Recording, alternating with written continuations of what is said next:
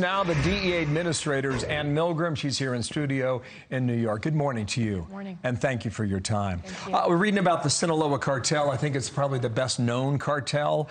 There's a new group called the Jalisco Nueva. About 5 years ago, you say they started. They control territory with power. They control people by taxing them. What is the Mexican government doing right now in order to try and rein them in? So I think there are two things that are really important. The first is for everyone to understand what we see every day at the DEA, which is that these two Mexican drug cartels, Sinaloa and CJNG, are poisoning Americans at record rates. We lost 107,622 Americans last year. These two cartels are primarily responsible for the fentanyl and the methamphetamine that is flooding into the United States and is killing people.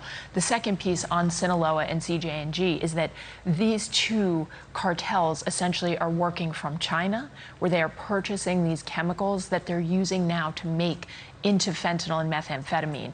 These are not plant-based drugs anymore. It is a different and deadlier drug threat than we have ever seen in our country.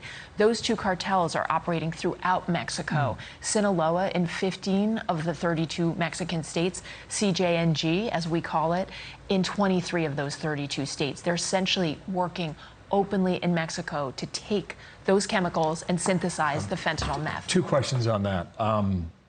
Do they work with the Mexican government? So one of the things I would say about drug trafficking, and I'm going to speak worldwide, because one of the things that's critically important to me is that we attack this entire network from China to Mexico, and then as those cartels spread throughout the United States. There are two things we know that are enabling drug trafficking worldwide. One is illicit finance, the money, and the money flows as we're talking about how chemical flows. There's a huge Chinese underground money laundering system that we're seeing. The second is political corruption throughout the world. That's like oxygen. It's oxygen for drug trafficking. And so you saw the case we brought earlier this year against the former president of Honduras, Juan Orlando Hernandez. Wherever we see that there is corruption that is facilitating drug trafficking, the DEA will take action. I think you've raised a great point here. The Mexican president was at the White House just a few days ago. I mean, he has some authority here. He has, as they say, a vote on this matter. And if they're made in China and they're profited on in Mexico and they cross the border into the United States and they're killing Americans, he should be held responsible. And what the chemicals are coming from China, they're then made in Mexico. Understood. And they're made openly throughout the country. And just to sort of put a fine point on this, last year we seized 20 million fake pills and 15,000 pounds of fentanyl. That's 440 million potential lethal doses of fentanyl that we've already seized last year. This year to date, we've already seized more than 20 million fake pills. So we know that the vast majority of that is coming from Mexico, and we know that it is being synthesized openly. And so Mexico, they know it's happening, we know it's happening, and they need to work to stop it. Just a couple more things. I saw that note about the DEA seizing more than 20 million counterfeit pills. Last year. And this is what, I mean, it could be Xanax, right? It could be Adderall. It could be anything laced with fentanyl. But the Can I say one thing about that? Just because it's so important to us that we be clear. This is all deliberate, calculated treachery from Sinaloa and CJNG. When they sell things on social media and say that it's Adderall, it isn't. Correct. When they say it's OxyContin, it isn't. There is not a single part of those fake pills that are the real narcotic. Yeah, you cannot buy a real drug. That was my point. And it's deliberate I'm glad treachery. you made it clear. But here is the number. In 2022, so far this year now, 7,745 pounds have been seized at the border.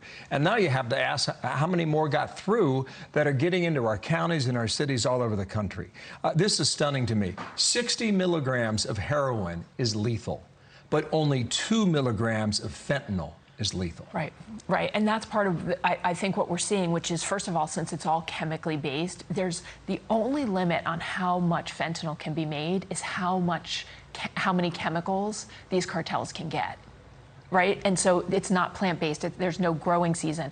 And fentanyl is the deadliest threat we've ever seen. Just 2 milligrams. Essentially, I tell people all the time, you put 10 to 15 grains of salt in the palm of your hand. That shows you about how much fentanyl it takes to kill someone. It's a very serious topic. Henry Cuellar, just about an hour ago, Democratic congressman, border community in Texas. He believes 70% of these drugs come by way of the bridge, meaning trucks, cars, other vehicles. He believes about 30% cross over the border illegally at the river sighting there. Final question. I can sense the amount of concern you have for Americans. What do you tell parents about what they can do? Yeah, I think this is one of the most important things we can do is have parents talking to their children about this, making sure they understand fentanyl is a shapeshifter. It could be in any drug. Nothing is safe. Social media is now facilitating a connection. It connects people, brings people together. It's now bringing Sinaloa and CJ&G, the two biggest dominant Mexican cartels in the world, it's bringing them into your homes. Wow. So you need to know that those drug traffickers are on those sites. They are with your children, and they are intentionally trying to trick them into buying something that they believe is an OxyContin, is a Percocet, and it's not. It's fentanyl, and one pill can kill, one use can kill, and we see this every single day, tragically, across our country. You help us with this, and we'll help you get the word out to millions of Americans who need it. Anne Milgram, thank you from the DEA. Thanks for coming to New York. Thank you. All right.